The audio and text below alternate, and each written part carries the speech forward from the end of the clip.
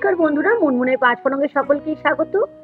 আজ আমরা বাড়িতে কিভাবে খুব সহজেই সবুজ মুগ ডাল থেকে স্প্রাউট বের করব সেই পদ্ধতিটা আমরা শিখে নেব।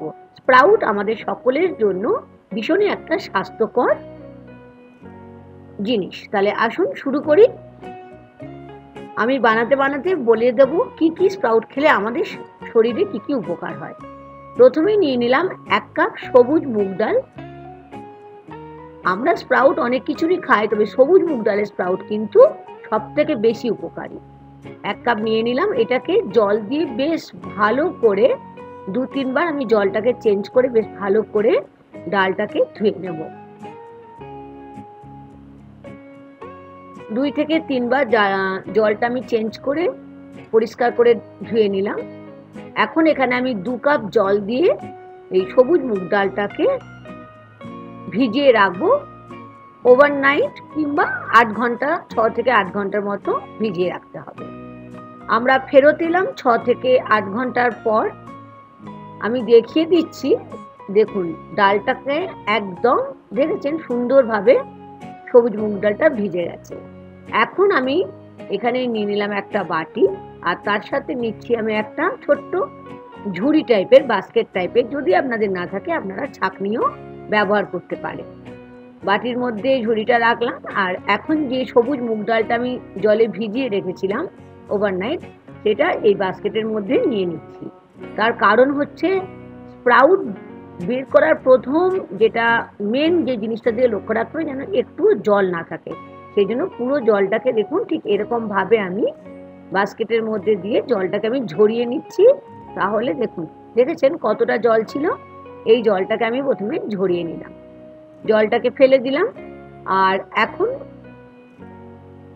ঝুড়ির মধ্যে যে সবুজ মুগ ডালটাকে ভিজিয়ে রেখেছিলাম সেটাকে আমি এখন ক্যাসারোলের মধ্যে রাখছি। আমরা আজকে শিখবো দুরকম ভাবে। প্রথমে রেখেছি ক্যাসারোলের মধ্যে কাঁচের বাটিটা, তার মধ্যে বাস্কেটটা রেখে দিলাম যেখানে আমি ডালটা ভিজিয়ে রেখেছিলাম।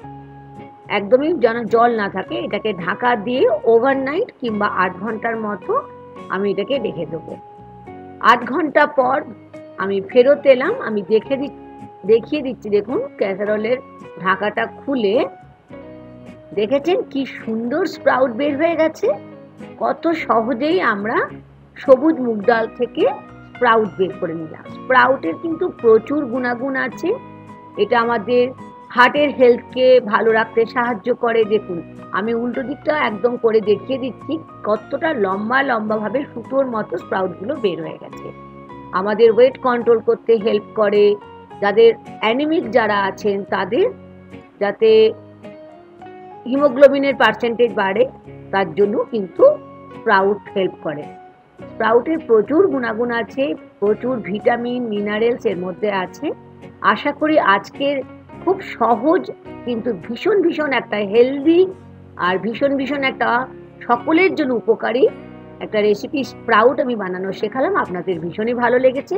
ভালো লাগলে লাইক আর শেয়ার করতে ভুলবেন না। দেখে নিন, আমি মাইক্রোওয়েভের মধ্যেও ঠিক এরকম ভাবে 1 বাটি রেখেছিলাম রাত্রিবেলার মধ্যে।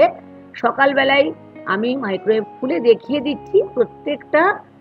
দেখেছেন মুগ ডাল থেকে স্প্রাউট বের হয়ে গেছে একদম সুন্দরভাবে। তাহলে যদি ক্যাসারোলে যদি নাও রাখতে চান তাহলে মাইক্রোওয়েভের মধ্যেও রাখতে পারেন, তবে মাইক্রোওয়েভ চালানোর কোনো দরকার নেই। এইরকম ভাবে মাইক্রোওয়েভের মধ্যে রেখে মাইক্রোওয়েভটা বন্ধ করে রেখে দেবেন, দেখবেন সকালবেলায় পুরো স্প্রাউট বের হয়ে গেছে। স্যালাড করে খেতে পারেন কিংবা